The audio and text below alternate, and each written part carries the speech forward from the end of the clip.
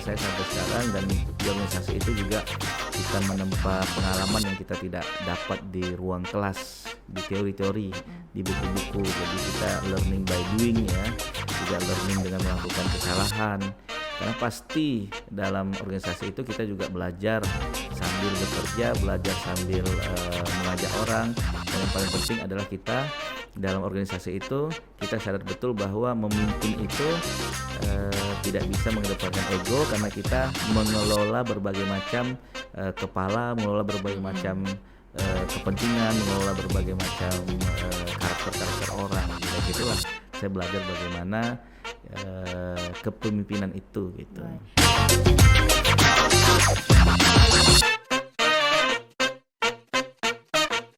Alhamdulillah sekarang aktif sebagai Ketua Kadin, Kamar Dagang dan Industri Kota Tanjung Pinang. Jadi kita fokus sekarang menghimpun teman-teman pengusaha yang ada di Kota Tanjung Pinang dengan berbagai latar belakang.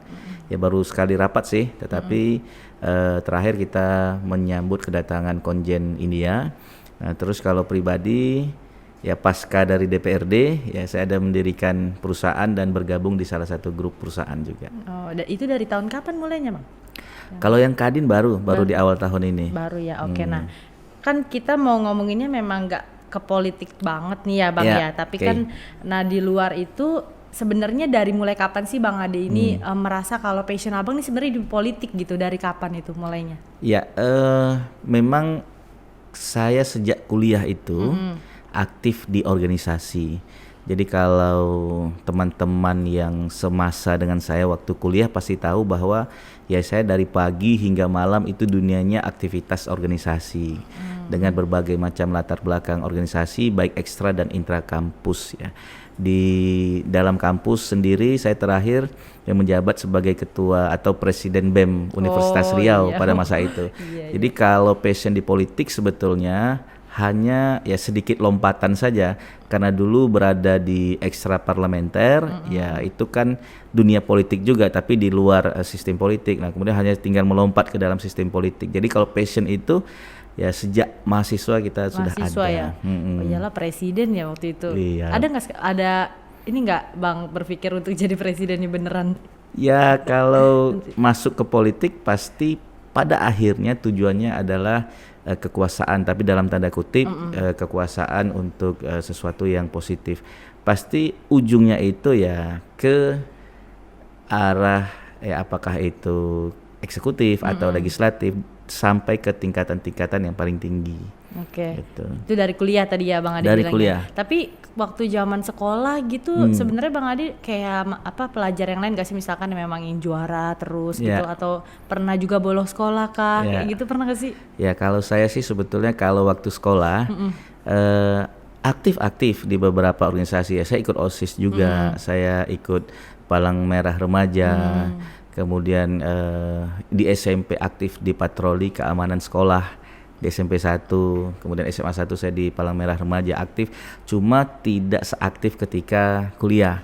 Nah kalau ditanya bagaimana saya sekolah, ya gambarannya saya duduk paling belakang itu sudah menggambarkan bagaimana saya lah kira-kira seperti itu gitu. Jadi nggak yang paling depan nih duduknya? Nggak paling depan, paling belakang gitu. Paling belakang malah ya. Ya, tapi kalau ada ya saya mungkin meskipun degil waktu sekolah tapi tetap dicintai guru dan prestasi insya Allah tetap dijaga. Iya. Gitu. Degil tetap berarti nih ya Bang? Ya degil tetap lah. Nggak degil yang, secara umum ya. Bukan yang kono negatif, maksudnya yang bener. Memang kayak pelajar kayak umumnya lah ya, berarti bukan yang menyendiri gitu. Enggak juga ya. Enggak. Oke. Tadi berarti semua politikus bukan berarti dia sekolahnya kayak mulus juga ya berarti ya Bang. Iya.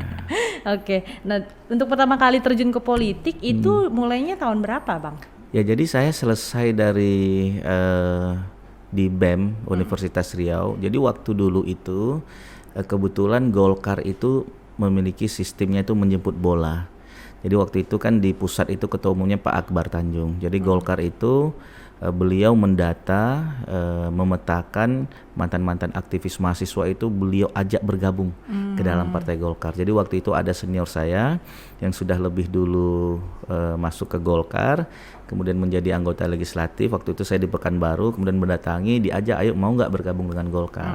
Kemudian waktu itu juga kebetulan ada pemekaran. Jadi Golkar dulu, Golkar Kepri dulu bergabung dengan Golkar Riau. Tapi karena kita pecah provinsi, kemudian juga pada saat itu Golkar Riau itu, Golkar Kepri berpisah dari Golkar Riau, dan pada momentum itulah saya masuk ke politik, dan Pak Ansar Ahmad waktu itu ketua Golkar Kepri pertamanya.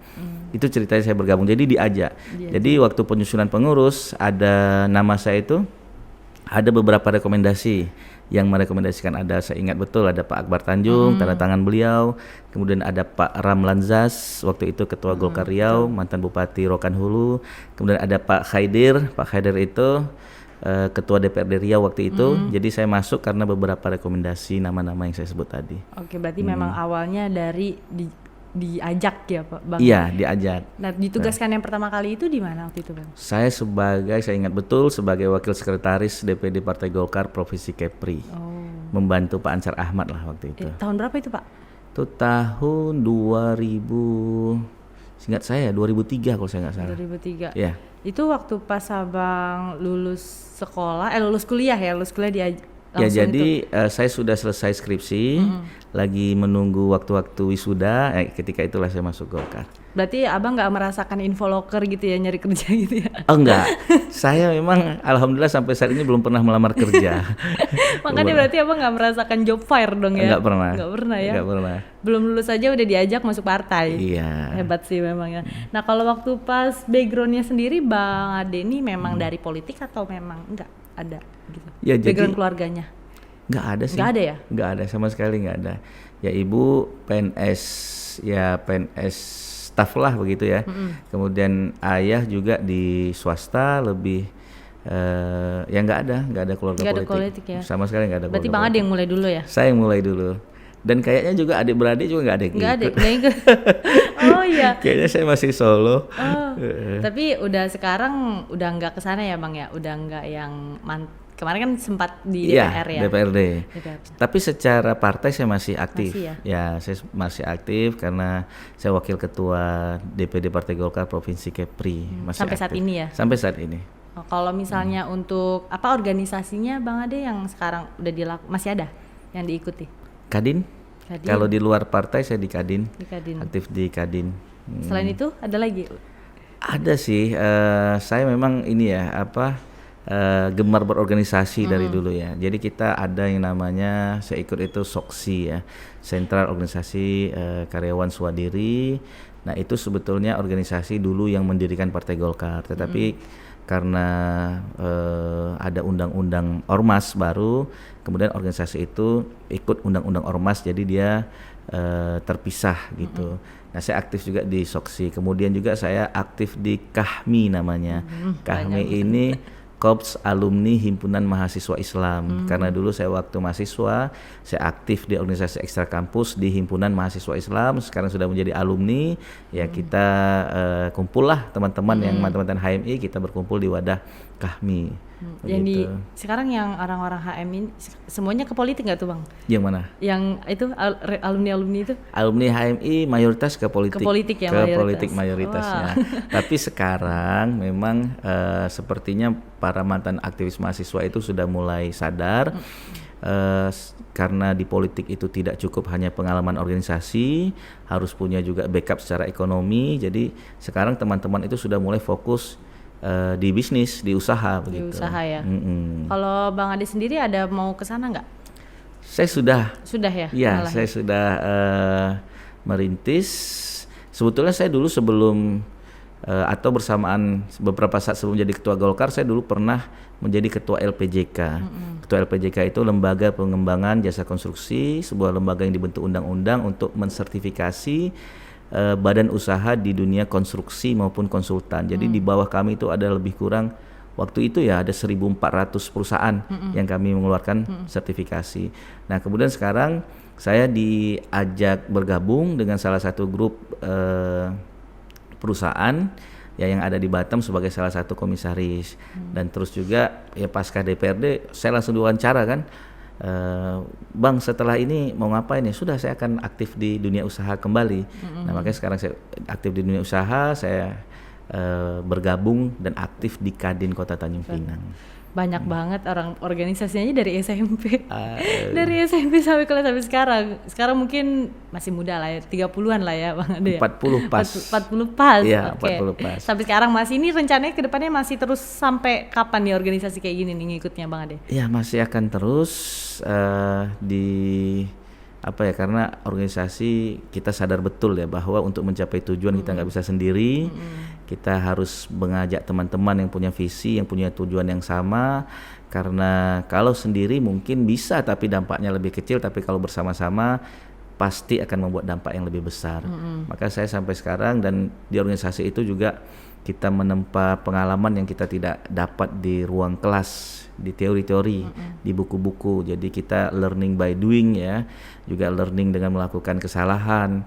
Karena pasti dalam organisasi itu kita juga belajar sambil bekerja, belajar sambil mengajak orang, dan yang paling penting adalah kita dalam organisasi itu kita sadar betul bahwa memimpin itu tidak bisa mengedepankan ego, karena kita mengelola berbagai macam kepala, mengelola berbagai macam kepentingan, mengelola berbagai macam karakter-karakter orang. Begitu. Dari situlah saya belajar bagaimana kepemimpinan itu gitu.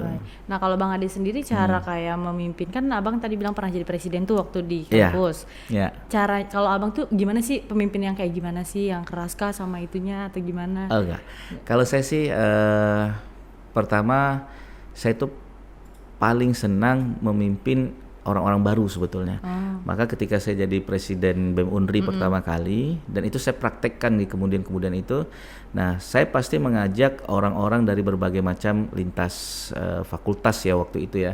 Jadi kalau dulu zamannya itu ya keren-kerenan lah, presiden itu ada menteri-menterinya juga. Benar. Presiden ininya BEM kampus kan ini? Ya BEM kampus ya, presiden itu ada menteri-menteri saya rekrut dari berbagai macam latar belakang, saya ajak karena dulu waktu mahasiswa kan tentu ada idealisme gitu ya, bahkan kita merasa bisa merubah dunia kan, bahwa bisa merubah sesuatu. Nah itu kita ajak, yang penting mengelola organisasi itu kita harus transparan ya, kita harus mengajak kepada mereka ini tujuan kita mau bawa kemana sih organisasi. Nah terus kemudian sistem keuangannya, karena biasanya ini kan dalam organisasi sering timbul konflik karena keuangan. Nah keuangannya kita bangun, sistem pertanggungjawabannya seperti apa sih, siapa yang bisa mengakses, kemudian pada saat kapan kita harus mempertanggungjawabkan kegiatan-kegiatan kita. Nah itu yang kita bangun, sehingga paling penting organisasi ini kuncinya adalah trust, kepercayaan. Karena kita nggak mungkin bisa mengajak orang, ini organisasi bukan perusahaan, kita tidak menggaji mereka, kita nggak mungkin memerintahkan kebijakan itu top down. Nah memberi sanksi, memberi reward berupa uang kita nggak mungkin. Maka kita membawa mereka sebagai trust, bahwa kita ini sebagai pemimpin bisa dipercaya karena kita punya tujuan yang jelas, kemudian seluruh kegiatan juga bisa dipertanggungjawabkan. Nah maka kita mengajak mereka itu dengan kesadaran begitu, bukan dengan karena di organisasi kan nggak digaji. Iya benar. Nah, di organisasi juga rewardnya nggak ada sebetulnya kan. Reward itu ya kalau tujuan kita tercapai. Betul, kalau udah sampai di titik yang target kita yang mau ya. Iya. Tim mungkin ya. Berarti tim dulu terkenal lah ya Bang Ade ya di Unri ya, presiden. Iya. Presiden BEM. Iya, dipilih langsung. Iya. Jadi bukan bukan musyawarah. Musyawarah. Enggak, dipilih langsung. Jadi dulu saya ini generasi pertama presiden. Jadi saya presiden pertama lah. Kalau dulu istilahnya ketua BEM. Dulu sebelumnya lagi ketua SMPT, Senat Mahasiswa Perguruan Tinggi. Jadi saya generasi pertama karena pasca reformasi. Jadi dulu sistemnya pemilihan langsung. Jadi saya harus ke fakultas-fakultas mengkampanyekan pilihlah saya karena saya akan melakukan begini. Nah, pilihlah saya karena saya punya pengalaman begini. Jadi saya kampanye kampus to kampus, fakultas per fakultas. Nah, cuma memang kami kemarin menggunakan metode yang lain gitu. Jadi kalau calon-calon lain mungkin hanya fokus di kampus, ya saya door to door ke rumah-rumah kos begitu. Oh, itu caranya Bang Ade. Jadi itu caranya saya door to door ke rumah kos. Kita bikin brosur, ini loh background kita, pengalaman organisasi. Jadi ya kalau dikenal memang secara tidak langsung pasti dikenal, pasti. Karena kita berkampanye. Betul. Gitu. Akhirnya dipilih. Itu berapa masanya waktu itu Pak Bang? Kalau Unri itu berapa ya? Saya kurang, eh, saya tidak ingat, tapi setahu saya pasti ada belasan ribu mahasiswa. Ya, Unri, kampusnya cukup besar kan? Betul, saya Iya. tahu aku tuh Bang. Tahu ya? Iya tahu. Iya. Kan dekat sama Padang tuh kan kalau Oh Unri iya, ya. benar. Pernah kesana kan ke Unri, emang gede sih ini untuk kantornya. Nah, pernah nggak Bang Adi sendiri di kampus dulu kayak ngikut yang kan ada lah mungkin suka-suka hobi yang lainnya gitu, atau ikut organisasi yang lain, ada nggak selain yang mungkin yang kesana arahnya? Ya, saya memang kalau yang untuk hobi, kalau untuk di organisasi nggak ada. Nggak ada. Nggak ada ya. Paling ya hobi saya ya saya menyalurkan ke organisasi itu gitu. Karena organisasi itu kan asik gitu. Jadi organisasi itu jangan dikira ya kerjaannya itu stres, kerjaannya itu gimana gitu kan. Nah, kita kan membuat kegiatan dengan berbagai macam tema-tema kegiatan juga. Nah, apalagi dulu di kampus itu kita punya menteri-menteri di bidang masing-masing. Iya benar. Ya kalau misalnya ada menteri kesehatan, oke, kita bicara tentang kesehatan begitu kan. Kalau dia bagian misalnya kan kita fakultas perikanan, kelautan, ya kita bicara tentang budidaya. Nah, itu berbagai macam hal baru kita temui dan itu menjadi tantangan, yaitu menjadi kita keasikan tersendiri gitu. Karena ada orang yang mikir organisasi ini kan udah pulang malam capek gitu kan, tapi kalau Ya. orang yang seneng pasti seneng aja ya. Ya, Bang, jadi kita jadi organisasi itu ya hobi juga hobi gitu. ya. Iya, hobi. Pas lulus dari Unri langsung masuk. Tadi kan Abang bilang Ya. masih skripsi aja udah diajak partai kan. Ya, Berarti selesai lulus skripsi. langsung masuk ya ke situ ya. Iya, jadi saya sih kalau masuk ke Golkar itu sebelum wisuda saya ingat. Malah Tapi sebelum sudah lulus dari ujian skripsi. Jadi sudah masuk. Kalau untuk yang terjun yang ke DPR-nya itu kapan, Bang? Jadi saya itu masuk ke DPRD berarti periode yang lalu. Periode yang lalu itu 2004-2009. Oh. Ya, 2004-2009. Nah, jadi memang saya alhamdulillah waktu itu setelah di provinsi, saya mencoba menjadi ketua Golkar Kota Tanjung Pinang. Jadi saya memang waktu itu ketua Golkar termuda se-Indonesia. Waktu usia berapa, Bang? Usia berapa itu ya? Usia 28 tahun. Oh. Nah, jadi masih ganteng banget itu iya, mungkin ya, Mas.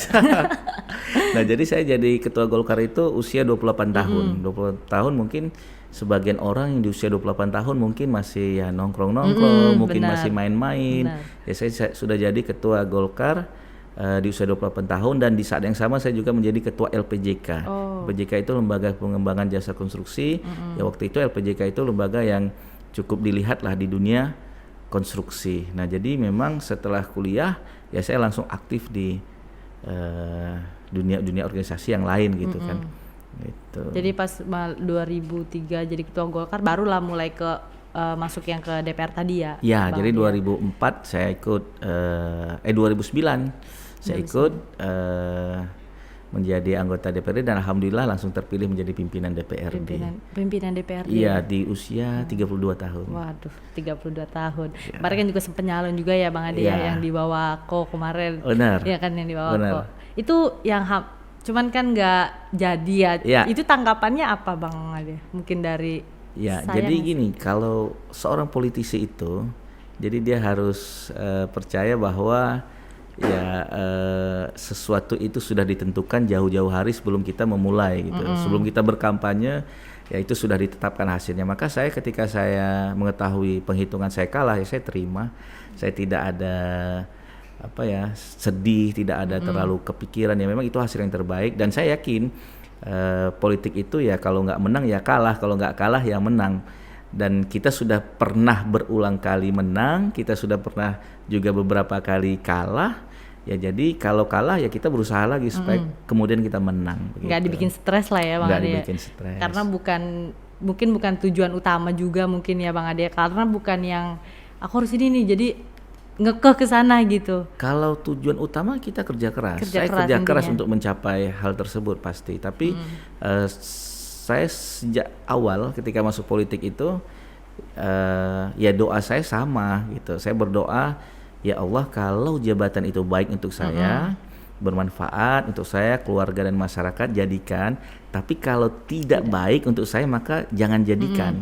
Nah kan jabatan itu sebetulnya bisa menjadi ujian juga, Iya, benar, bisa benar. menjadi berapa banyak orang mendapatkan jabatan itu justru mendapat aib di situ, dipermalukan dan sebagainya. Nah, jadi sekali lagi bahwa ya saya menerima kekalahan itu dan ya kan bisa kita coba lagi. Iya, gitu. Tapi ada rencana untuk masih pengen nggak ke sana, Bang Ade?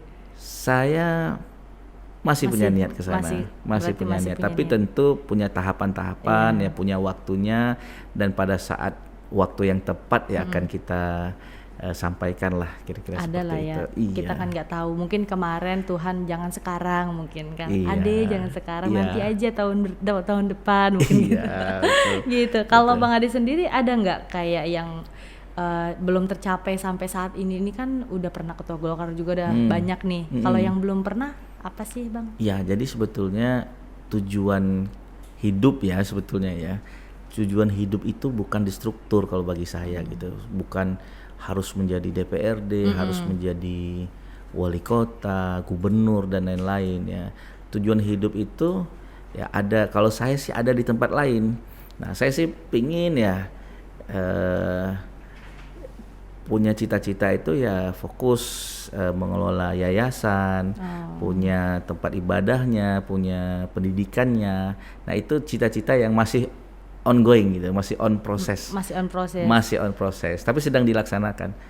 Kabarnya juga kan selain berpolitikus, Bang Ade juga saat ini mungkin suka berdakwah juga ya, Bang Ade ya? Oh. Betul ya? Iya. Itu dimulai sejak kapan, Bang? Sejak sebelum saya anggota DPRD. Jadi ya kalau saya hitung-hitung ya, saya sudah mulai itu sejak awal 2000. Sebenarnya ya mungkin sejak 2000, cuma karena sekarang era medsos, jadi kita posting, jadi mungkin orang baru tahu, kok ini begitu. Jadi saya mulai itu sejak sebelum anggota DPRD lagi, ya awal 2000, berarti sudah berapa tahun? Udah 22 tahun. Ya sudah 20-an tahun. Iya. Berarti saya. Oh, jadi karena mungkin baru upload begitu ya, atau di medsos tersebarnya jadi baru sekarang kelihatan. Benar. Nah, ya, terus 2000 itu di kampus ya, bahkan sampai ke desa-desa yang belum ada jalannya dulu. Saya sudah sering turun begitu. Nah, kemudian kalau jadi ada namanya di Tanjung Pinang ini FKM, Forum Komunikasi Mubaliknya itu ya sekitar 2000, saya ingat 2011, 2010 begitu saya sudah keliling ke masjid-masjid dan surau-surau yang ada di Tanjung Pinang. Jadi sudah sejak itu saya sudah jalan. Kalau keliling karena kita dulu aktif di HMI, ya sudah dari dulu lah pasti kan. Tapi kalau untuk ke masjid, musola, surau Tanjung Pinang ini sejak 2011 saya ingat saya sudah mulai. 2011, berarti udah sekitar 10 tahunan lebih. Iya, sudah lama. Udah lama, bukan baru-baru ini. Iya, mungkin karena baru tersebar sekarang. Iya. Tapi sekarang masih lanjut terus nih? Saya masih lanjut terus. Sebulan berapa kali mungkin ada jadwalnya nggak? Nggak, kalau puasa itu hampir full. Kalau puasa? Iya, jadi kalau di luar puasa saya biasanya sih ambil di hari-hari Jumat. Ya, tapi sekarang karena ini sudah masuk ya malam ke-27 saya stop. Ya, jadi mungkin kita punya kegiatan lain lah sampai ke akhir Ramadan. Begitu. Seorang politikus juga seorang pendakwah juga ya. Masih belajar. Masih banyak. Ya. Tapi dalam hidupnya Bang Ade sendiri pernah nggak sih kayak merasa ada penyesalan gitu nggak sih, Bang? Yang di masa-masa lalu mungkin? Kalau penyesalan pasti setiap orang ada ya. Cuma sedalam apa penyesalan itu.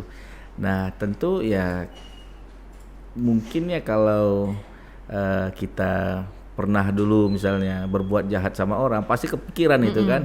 Nah, kalau bisa ya sepatin buat ini maaf. Tapi kalau misalnya penyesalan bahwa saya merasa ini berduka, itu saya nggak pernah.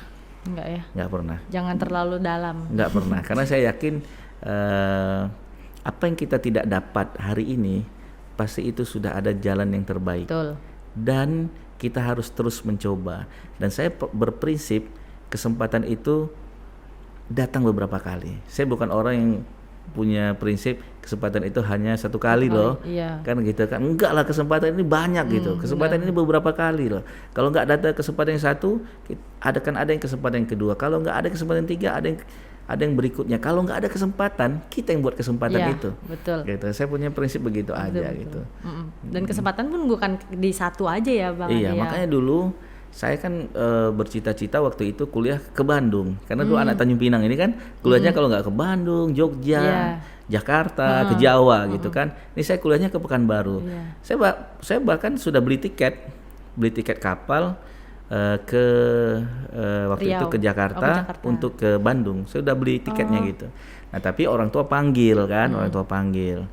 Sepertinya tidak mungkin kuliah jauh karena keadaan ekonomi tidak memungkinkan. Ya sudah saya terima, saya bilang. Kemudian orang tua juga menyampaikan siap-siap kalau nanti tidak ada biaya kuliah, siap-siap pulang.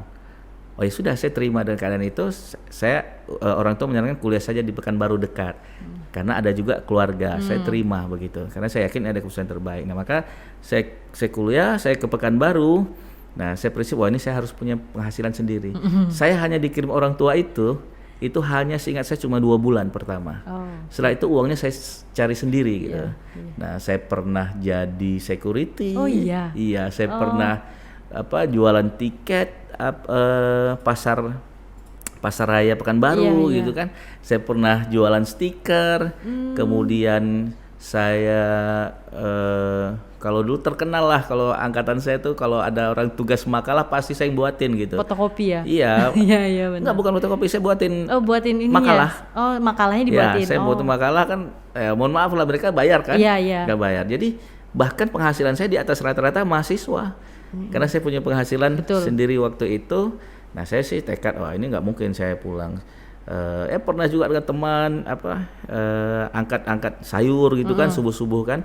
Ya prinsip saya dulu kalau orang istirahat ya saya mungkin waktu istirahat saya lebih sedikit.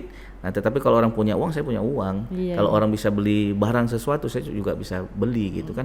Karena kuliah itu sebetulnya, nah makanya saya tekankan ke anak-anak mahasiswa itu waktu yang tepat untuk belajar usaha, belajar berdagang. Jangan kuliah aja sayang. Karena ini waktu yang produktif gitu untuk teman-teman itu belajar menjadi pengusaha, belajar jualan, belajar berdagang, belajar capek, belajar susah, belajar mendapatkan cobaan, belajar mendapatkan ujian supaya ketika selesai kuliah dia menjadi pribadi-pribadi yang tahan banting begitu kan. Enggak cuma nongkrong aja ya. Enggak cuma nongkrong. Tapi ngomong-ngomong Bang Ade kan waktu pas seorang DPR nih, kayak Abang pernah nggak sih ada haters gitu Bang? Ada haters? Pastilah. Banyak ya? Pasti. Kalau banyak sih nggak tahu ya. Tapi yang namanya haters pasti. Ada ya? Nanti kalau kita posting begitu kan, wah itu komentarnya bapak paling gini gitu kan. Gitu. Padahal kan belum tentu kan kayak gitu. Orang kan taunya misalkan DPR kayak gini pasti dihujat. Tapi gitu. coba cek medsos saya nggak pernah nanggapi. Nggak pernah ditanggepin ya Bang? Nggak pernah nanggapi. Kita nanggapi yang positif aja. Kan banyak gitu ya. Di antara 10 kalau yang ada hatersnya 2, 8 yang kita tanggapi. Iya benar. Kita kasih penghargaan kepada yang menanggapi positif ke kita gitu.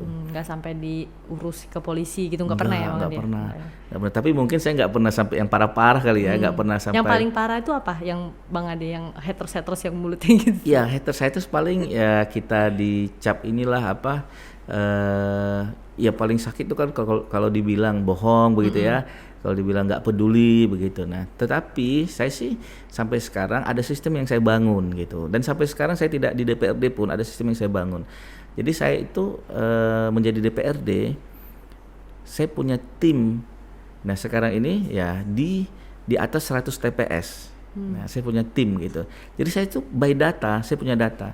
Nah, teman-teman tim saya ini sampai hari ini pun saya tidak akan tinggalkan mereka. Mereka lagi susah, mereka lagi perlu, mereka saya jaga gitu kan sampai hari ini meskipun tidak ada di DPRD. Jadi kalau misalnya ada haters yang merasa paling benar terus dia misalnya ini bagian dari yang mana?